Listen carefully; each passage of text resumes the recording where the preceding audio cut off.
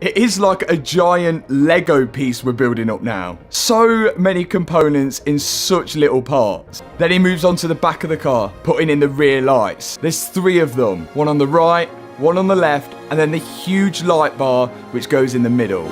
20 minutes remaining now. This is getting close.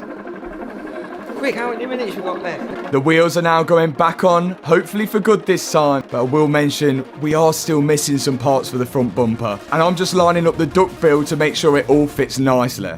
It's time for coolant. Remember, we've got to vacuum fill this cooling system, and it is a nightmare. With the vacuum pulled in the cooling system, we can put the tube into the Valvoline coolant tub, open the tap, and it should suck all of the coolant into the system, hopefully with no air bubbles.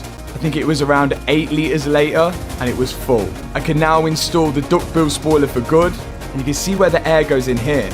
There's a few final trim pieces to put on the back, and then move into the front to put the headlights in, and that was time. 24 hours. We were so close. But just take a look how amazing it looks, even in this unfinished state. A lot better than 24 hours prior to this.